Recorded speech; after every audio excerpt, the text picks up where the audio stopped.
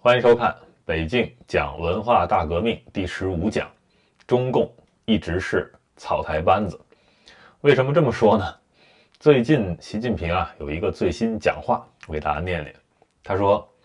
我们的根本政治制度、基本政治制度以及配套制度都很成熟了。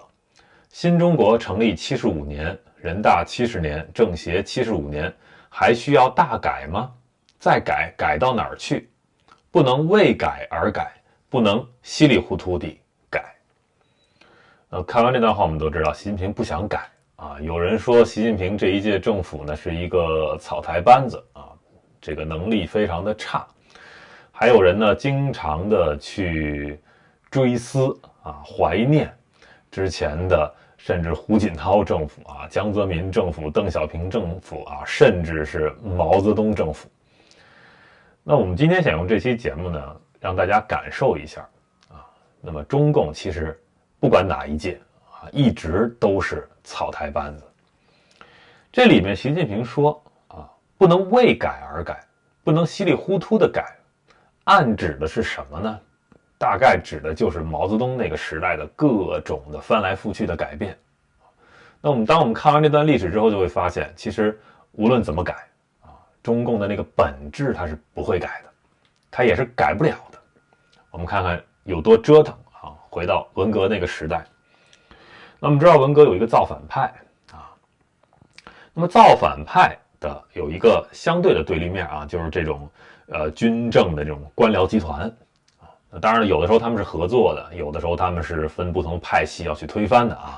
我们来看看这两者之间的关系有什么变化。群众造这个官僚集团的反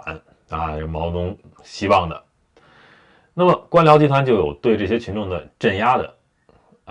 镇压者，对吧？这个是1966年文革开始6月初到7月底的时候发生的事儿。那么毛泽东呢就会为这些被镇压的群众平反，然后官僚集团呢就会对毛泽东的这个决定会进行一些软抵制。好，那么造反派和官僚集团之间就开始博弈都是在这个毛泽东的圣意之下互相之间在博弈，在争权夺势这个是1966年7月底到10月初这个阶段发生的。那紧接着呢，批判资产阶级反动路线，那么这一下造反派就取得主动权了。那么各地的官僚政权开始被瘫痪这就是66年10月初一直到67年初发生的事情就是夺权，我们之前讲的，对吧？那夺权之后呢，造反派就开始分裂成不同的山头了，不同的派系于是开始出现大规模的混乱这就是1967年差不多1月到2月下旬以及之后往后这1-2年发生的事情。那么军方开始镇压所谓的反革命中央军委下达8条命令那么大批的造反派的头头被抓，这个就是67年2月下旬到7月下旬这之间发生的事情。那么毛就又开始要替造反派出头，他要平衡嘛，于是呢就第二次为造反派平反就大大的鼓舞了造反派。那么造反派不同山头间的这个斗争就更加激烈了，这就是1967年4月中旬往后的事情。那么接着毛促进大联合、三结合军方呢在这个之中也是支持一派打压一派那么这种斗争好，一直到1968年9月5日那么各个地方的这个军方起主导作用，然后各个地方的这个革委会就都成立了。这就是中共宣传上的所谓实现了全国山河一片红那么呢，但是呢，这些军政官僚他们控制的这个革委会那就会被理解为是某一种程度上的复旧那么好，那造反派还有他们就要反这个复旧又接着折腾。好，那么镇压反对革委会的造反派又开始巩固革委会那么这个第3次镇压就是在68年到72年之间各地时间不一样。68年的7月这造反派面临厄运啊的那年27号，毛泽东派了3万军人、工人宣传队进驻清华啊，叫工人阶级领导一切。7月28日，毛泽东召见北京的5大学生领袖就开始和这个造反派开始划清界限了啊，所谓的诀别了。那么1974年批林批孔的时候，这个造反派又再次抬头啊。那么等于这算是第3次平反吧。紧接着第2年1975年，邓小平又全面整顿，又对造反派再一次镇压啊，又把这些造反派的头从这个革委会又赶出去。到1975年底，又是这个批邓啊，反击右倾翻案风。那么好，这就是部分的造反派的最后一次得到翻身机会啊，也就第4次又造反派平反。再到1976年啊，这文革结束了，对吧？10月政变成功，好，从此造反派就彻底的没有了，覆灭了。文革以后呢，那就要去进行反思。主流的舆论呢，都把文革中的一切罪恶都加在这些造反派头上啊，但是这个跟历史事实是相违背的。因为我们就看文革中死人这个角度来看啊，其实绝大多数的被害者都不是死在这个造反派得势的时候，而是死在镇压造反派的这个过程中，以及这些军政官僚这些集团他们控制的建立的所谓新秩序的时候。也就是说，文革中大批量的死人啊，他还不是死于我们现在经常去诟病的那个武斗啊，所谓的群众斗群众，那还不是造成最大死亡的，而是死于什么呢？这个专政机器对于普通群众的这种大规模的虐杀。所以当然了，造反派得势的时候，他们的行径也非常的野蛮。但是啊，反过来镇压造反派的人更野蛮。所以总体来说，文革那10年之中啊，造反派得势呢，差不多只有2年时间啊。那么造反派被整大概有8年时间。那当然了，文革之后对于他们的这个整肃就更加的残酷。所以造反派的受难人数和程度啊，就100倍于那些当权派或者保皇派啊。所以你也可以认为造反派是文革最大的受害群体啊，他们是文革的一种牺牲品啊。当然他们本身也不是只有受害者这一层标签啊，他们也是加害者。所以文革就像一个长期革命过程的一个浓缩啊，巨大革命画面的一个微缩啊。刚开始啊，批判一切，否定一切啊，鼓动反潮流，破坏旧秩序。那旧秩序破坏以后呢，内部这些得势的内部啊，又开始分裂，相互斗争，又经历了反反复复的过程。好，这过程就是今天这一派得势啊，明天那一派掌权。今天你是座上客，明日你就是阶下囚啊。今天是整人的人，明天就被人整。今天是战友，明天就是仇敌，然后不同的派别一会儿联合，一会儿吞并啊，一会儿动乱，一会儿又转变稳定。那么主流社会思潮和人的行为由这个革命啊，又趋于保守啊，价值观念又反复的这个颠覆啊，那么到最后啊，完全折腾不动了，这个所谓的这个革命波涛就基本就最后就平息了啊，经历了10年的折腾。那么然后就进入一个新的历史阶段。那文革之后到现在啊，又发生了非常多的各种各样的改变啊，共产党是不是？那到今天，习近平作为一个从文革那个时代也是受害者啊，对吧？走过来的人，他的反思就到这一层级，他觉得，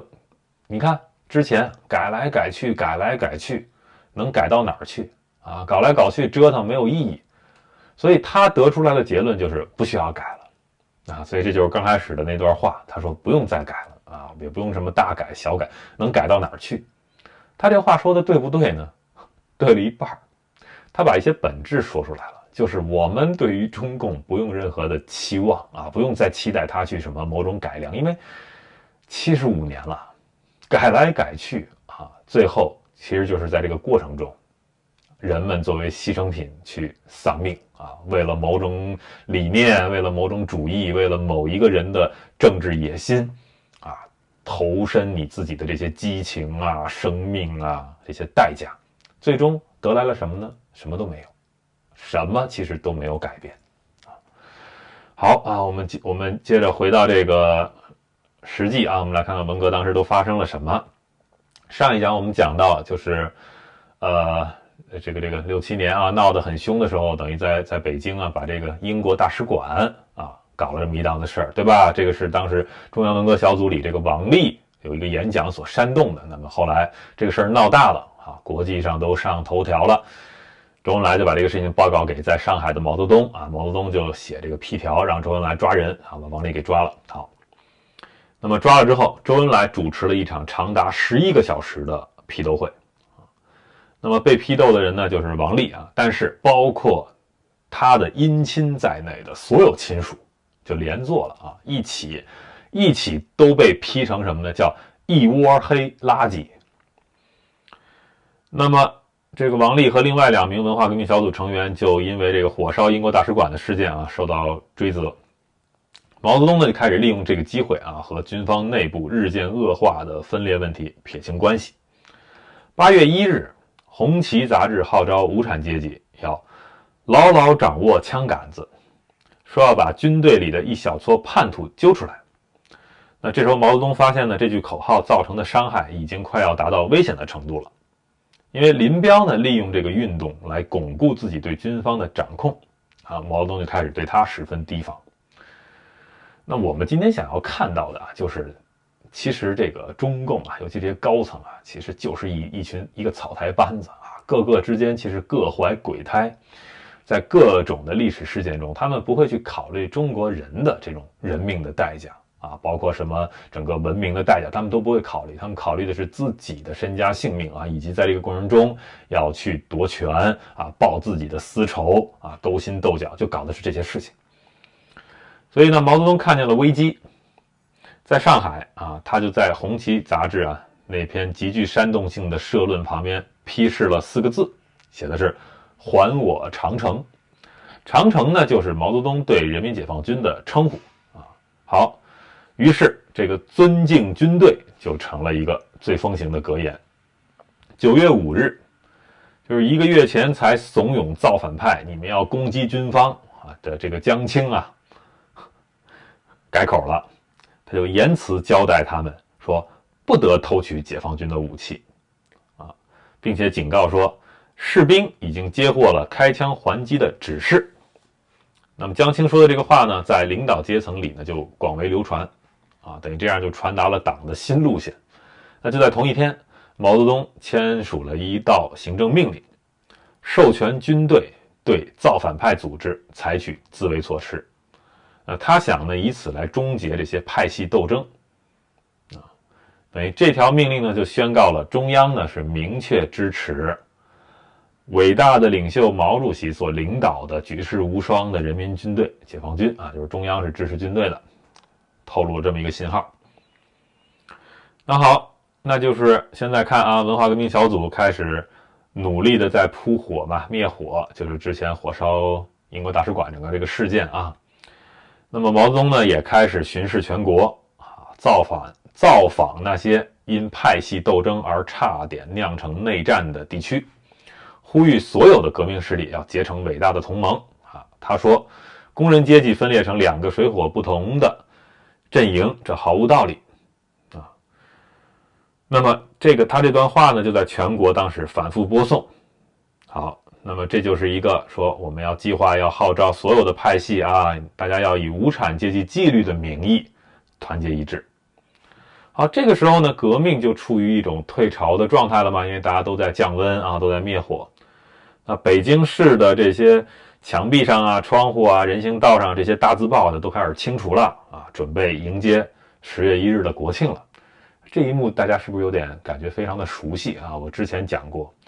在之前1年66年啊，文革刚开始的那一年，到11的时候也迎来这么一个，大家就粉饰太平啊，好像什么都没发生，准备迎接国庆了啊，之后接着闹。到这第2年67年还是这样。当时一个居民说这座城市如何被那些写大字报的人淹没在纸海中，无论怎么描述，都无法像没有亲眼看过的人精确形容那种程度啊！但是呢，经过几天的擦洗之后，墙面就完全的清洁了。现在就只能允许张贴官方的标语和大字报啊，而他们所鼓吹的都是团结生产啊，以及支持解放军的重要性。好，在这个大学内啊，这个扩音器也是不停的去播送啊，团结一致啊。在工人阶级内部没有根本的利害冲突等等。好，10月1号，在一场展示团结的盛会中，50万士兵在一尊银色的毛泽东塑胶人像的带领下列队走过天安门广场。跟在他们后方的是数十万名被迫一起行进的平民啊，其中有许多呢还是跟这个之前敌对派系的成员大家都在一起啊，因为上面现在号召你们要团结了，就不能再斗了。台上呢就站满了军方的大人物啊，毛泽东都请来的啊，要团结军方的这些老将领啊，你比如说陈毅啊、徐向前啊、叶剑英啊，全都站在那儿。那么原本已经成为文化革命小组喉舌的这个《红旗》杂志，现在就安静下来了。江青呢，甚至都退隐幕后了啊，干脆离开北京去杭州休养去了。所以到了1967年底的时候，这个文化革命小组啊，已经是一个黯然失色的状态了。所以周恩来又成为这个焦点所在。所以他呢，又开始到处去和稀泥了啊，在幕后跟各个派别进行谈判啊，希望大家都团结起来，形成一个所谓的伟大联盟。那么毛泽东呢，现在就为这个文革啊定下了一个时间表。他决定各地都要在1968年的年底之前成立革命委员会啊，而且不再透过暴力夺权来达到革命的目的了，而是要变成和平谈判。那于是七嘴八舌的代表们就一批接一批跑到北京来参与谈判。那每个派系啊都想争权啊，就是在这个新成立的这个革委会之中啊，想占这么一席之地。好，所以周恩来呢，天天呢就守在这个人民大会堂里啊，然后在各派之间就做他最擅长的事情，和稀泥啊，找这个折中之道。这时候呢，就出现了一个之前所谓造反派和这个保皇派啊之外的第三个派系，就是这个逍遥派。这个派系呢，就由对这个当局啊感到失望的人组成，啊，就是他们想置身政治之外啊，也无人领导。那就是这个时候啊，我们就看到很多中国人已经对这个政治不再抱有任何的幻想了啊，因为文化大革命啊已经拖得太久了。其实到现在，就是人们已经感到疲惫了啊！虽然才1年多，我们都知道后续还有8年多等着他们，但是其实这个时候大家都已经很疲惫了，刺激感消失啊！那些曾经啊高呼着革命正义的人，他们也不再相信啊，通过互相的这些谩骂啊、凌虐和杀戮是有意义的啊！大家不觉得？那好，现在这些之前很亢奋的这些学生呢，有的也都消停下来了啊，就开始，反正没学上的时候啊，就做做家务啊，看看小说，打打牌，下棋，就混日子啊，躺平啊，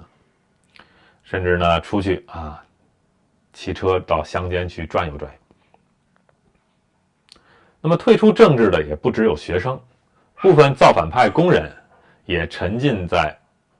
于这种看似比较无忧无虑的安逸当中，因为呢，通过这么一闹啊，工作纪律已经松弛了啊。那么这个呢，让很多这个厌倦政治的人呢，就开始有一些空间和时间了啊。那当然了，这其中也有不少人就加入了一些黑社会、一些帮派，这些呢，他们在城市中呢就蓬勃发展啊，这些组织。犯罪呀，互相拜把子呀，少年犯呀，失势的红卫兵啊，就在这个街上开始游荡啊。父母被送去劳改营啊，这个留下的孩子呀什么的啊，很混乱啊。那么这些帮派当中呢，许多都是会仿效共产党的这种组织模式啊，阶级组织模式啊，把这个框架都定好，分成好多个层级。好，那么这些政治立场有问题的这些干部们呢，得到了改造思想和重新加入伟大革命联盟的机会啊。那当然了，是在现在是在军方的监督之下啊，军方的权力大了。那可疑的干部呢，一批接一批的被送进室内的党校啊，要上毛泽东思想学习班。然后呢，他们的案件开始接受调查啊，许多人呢就将此视为证明自己清白的机会啊。你想证明清白，说明你对这个组织，你对这一套机制呢，你还有幻想啊，你对中共还有幻想。那么呢，他们当然了，这个时候为什么会有幻想呢？因为他终于不会被批斗了呀，他稍微得到了一些喘息之机啊，觉得自己受到了保护啊。好，那么在党的整体威望啊逐渐消退之际，对毛泽东的个人崇拜呢是日益增强的，到处都开设了毛泽东思想学习班。解放军多年前就开始支持毛泽东思想啊，现在他们利用这种领袖崇拜来施行自己的命令和纪律。依照林彪的说法，这种个人崇拜将会团结整个党、整个军队以及全体人民。那么一个名为三忠于四无限的运动在1968年3月展开。这个运动呢，就把对毛泽东的崇拜呢提升到了一个新的境界，要求对毛主席他的思想和无产阶级革命路线绝对忠诚。在学校、办公室和工厂都设有敬拜毛主席的圣坛，用大红色纸张剪成“我们心中的红太阳”几个大字，在他的肖像上方排成拱形，他的头部绽放出太阳的光芒。一名办公室员工回忆起当时就说，每天早上我们都会拿着红宝书站在圣坛前，大声朗诵几段，然后我们会一边挥舞红宝书，一边说3次祝伟大的领袖、导师、舵手毛主席万寿无疆，以及祝林彪副主席永远健康。我觉得那很愚蠢，几乎就像是种宗教。文化大革命结束后，我发现我们大多数人都那么认为，然而在当时没有一个人敢公开的说私下讨论也不敢。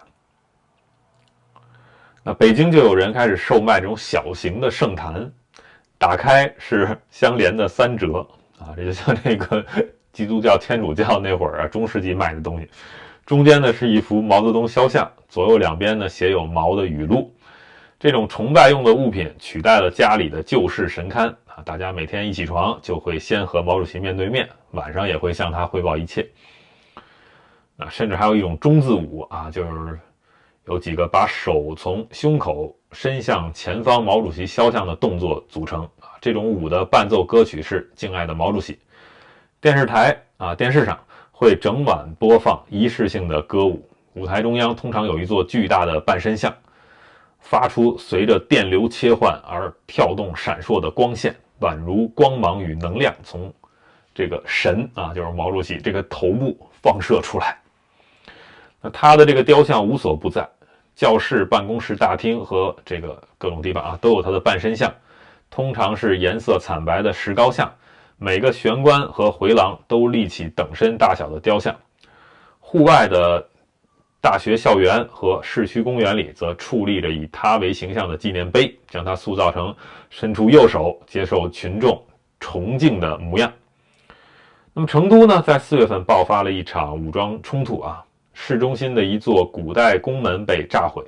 那么就腾出了空间来放置一座巨大的毛泽东雕像那么而且出现了一种称为忠诚车的卡车，像游行用的花车一样，装饰着红丝带，专门运送山上开采出来的白色大理石。在采石场，一批批汗流浃背的工人抛开所有机械不用，徒手工作，以展现对领袖的忠诚。政府单位也都争相的展示更好、更强大、更昂贵的雕像你说是不是一个草台班子？从上到下就是一个草台班子1968年，上海的公家单位设置了60万座以上的雕像，其中许多是石膏像，不过也有用钢筋混凝土、铝和马口铁制作的。有些宏伟的雕像肃立在行人上方，高达15公尺，也有一些规模较小，只有3公尺高。稀有的资源被大量投入到这种非正式的竞争。这座城市在1968年时光是马口铁就用掉了900公吨。上海钢铁研究所不出所料改为生产不锈钢，以设置自己所内的纪念碑，耗资10万元。另一个单位为了制作自己的雕像，挪用了将近40公吨原本要用来建设仓库的混凝土整个国家、整个政府所有的人都疯了。对领袖海报、肖像、圣坛与雕像的这种需求仿佛永无止境。然而制作崇拜这个东西呢是有危险的因为你比如你画错了一笔或者这个制作石膏的时候手抖了一下你任何的那些小瑕疵都可能招致长久的政治后果艺术家也一样你都是国家的雇员。那么好，你现在需要透过这种忠实的复制领袖的形象来连接人民与领袖那么这里边还有很多的这种探子和告密者，随时等着要告发这些艺术家那么在上海一般百姓都会写信来投诉认为制作的不够精良的毛泽东肖像会给他们带来不良的政治影响。有一位著名的肖像画家叫张振世，他在复制量最大的这个毛泽东肖像中有一幅就是他画的在他画的其中一幅肖像里，毛泽东的脸稍微偏向了错误的方向，他就因此被毒打。那还有一个画家叫石鲁他出身于富有的地主家庭，他是版画大师和书法家那么他1959年有一幅作品将毛泽东画在了一座前方没有去路的悬崖之前，因而遭到责难。那么1967年这个石鲁入狱被监禁了3年。还有一个人呢叫萧木也是这个阶级背景不佳的，那么但是他因为对于毛的崇拜他获得了成功。那么10年前呢，他在这个百花齐放运动期间他发言，所以他就被打成了右派那么现在他和他的团队靠着在政府机关的墙面上这种去油漆大型的标语，他一个月可以赚上1000元那个时候那他们按字数计费，而且呢把整个这个一整个城镇都可以涂成红色。这个萧木呢还曾经短暂的尝试过制作雕像但是他觉得这个风险太大了因为被退货的产品他们就要藏在这个麻袋中，趁夜丢到湖里去但是呢也很怕这种行为被发现所以他做了几天就放弃了。好我们再来说说，那么这波运动呢在1968年3月差不多平缓下来因为之前也67年8月是这个英国大使馆被纵火嘛毛泽东就下令收手所以呢这个文化革命小组不就消停了一阵吗，对吧因为毛泽东处分了几名小组成员。好，但这个时候呢毛泽东又想呢他要打算保护军方，又想抑制这个派系的暴力，但是呢他又不想完全的放弃文化大革命刚才我们说都已经消停了，对吧？消停了，全民都已经消停了，不闹了，你就完全归于一种宗教式的对于毛泽东的崇拜大家都在那儿去拜神了。但是毛泽东还是要折腾这个草台班子还是嫌不够，所以呢他担心呢军方接掌这个权势的速度太快，所以他想找人再去对抗军方，抑制军方好，他呢就开始因为各地的这个革委会一个一个成立也都是由这些军官掌控的他实际的权力在这些人手里，所以呢毛泽东非常的不安。而且这些委员会中呢许多都是由效忠老将领的军区军官所把持。你比如说之前林彪他通过这个武汉的那个事件他把自己的嫡系安排去掌权，对不对？但是呢他其实在整个军中的威信呢还是不是非常的牢靠的那么罗瑞卿逝世之后那林彪提拔了这个杨成武作为这个总参谋长代总参谋长。但是呢1967年2月过后，林彪就对这个杨成武呢也起了疑心，因为这杨成武呢感觉是支持周恩来的，并且呢也通过自己保护一些老将领，并且呢杨成武一直陪伴在毛泽东身边去全国各地进行这种长途的巡游那林彪就要求他来报告啊，偷偷的告诉自己毛泽东说了哪些话。那这个杨呢，总是含糊其辞。那么还有一个人呢，就是北京卫戍区司令员啊，这个傅崇碧啊，他呢和杨成武一样，他也效忠于一些老将领啊。因为在文革期间呢，这个人呢，傅崇碧呢，他曾经动用啊北京的军队来保护军中的将领，使他们免于遭受造反派的攻击。他的手下也负责这种高层领导的人身安全啊，甚至包括守卫林彪的这个住处啊，以及文化革命小组办公室所在的这个钓鱼台国宾馆。所以当时如果老将领们发动政变的话，那么这个傅崇碧呢，就是取得权力的一个关键之一。好，我们来看看这个草台班子是怎么斗的啊！1967年11月，杨成武写了一篇社论，号召全国大树特树伟大的毛泽东思想的绝对权威。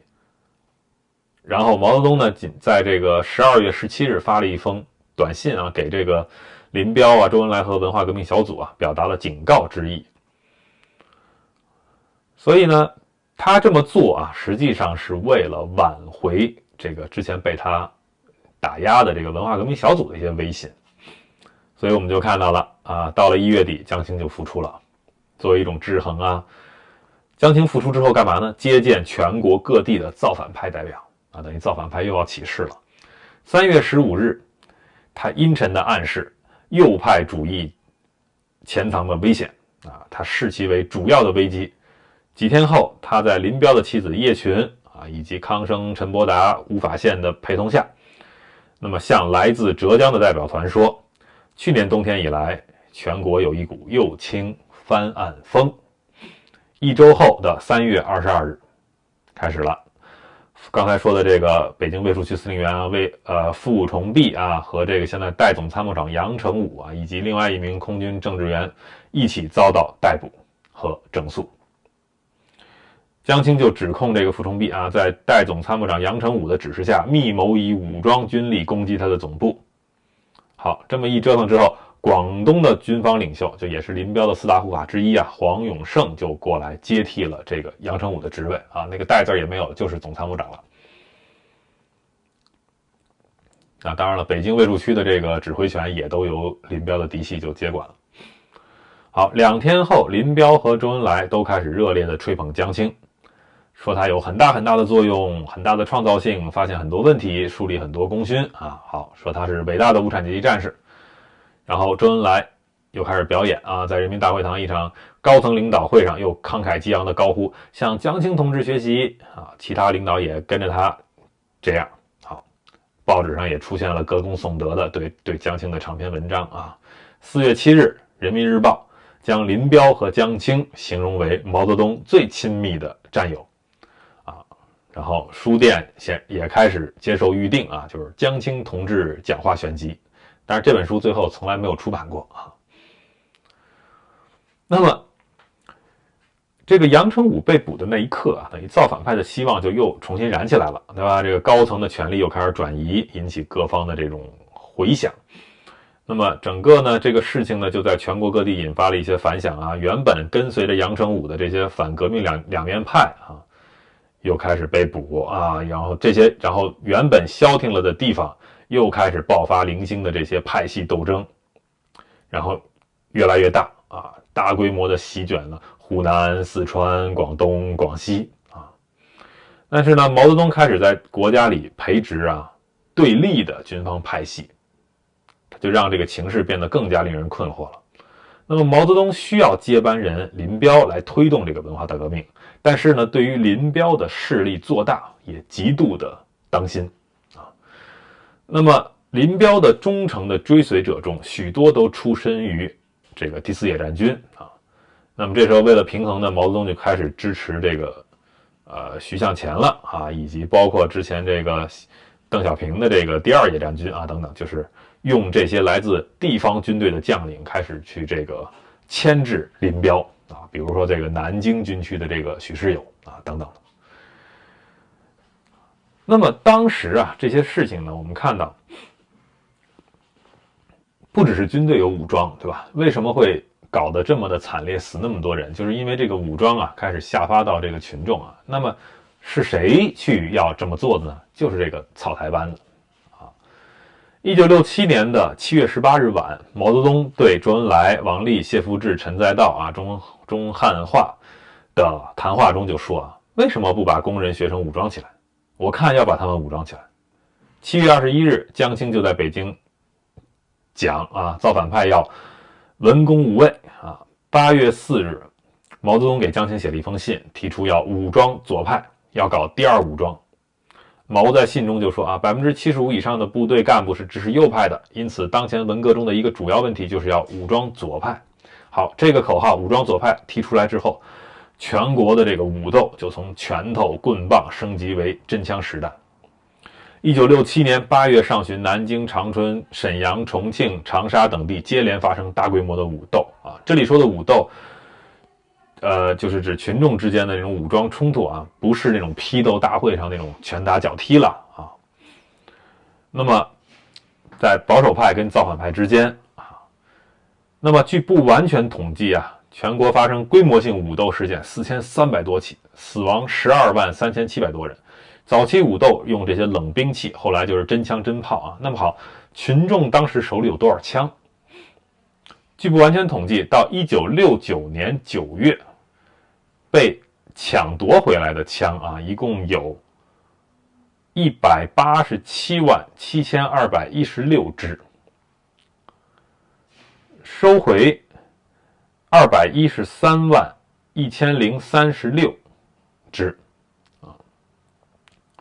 那么被抢夺的各种火炮10266门，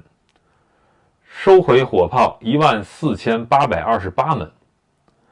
被抢夺的各种枪弹44217万发，收回枪弹3404万发，被抢夺的各种炮弹390642发，收回的炮弹294259发，被抢夺的手榴弹2719545枚，收回手榴弹2734381枚。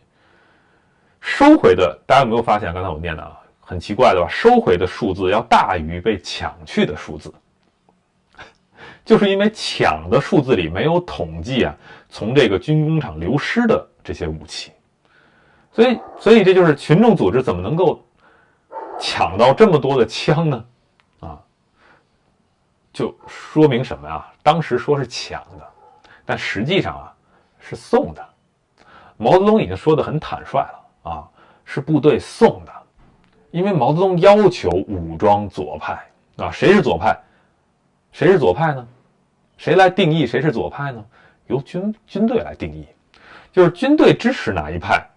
哪一派就是左派，然后军队就把这些枪偷偷送去啊。当然名义上要说是被抢走的。等于就把这些人就武装起来了啊。那武装起来，我们都知道，拿着枪就要开枪啊，就开始杀人。所以，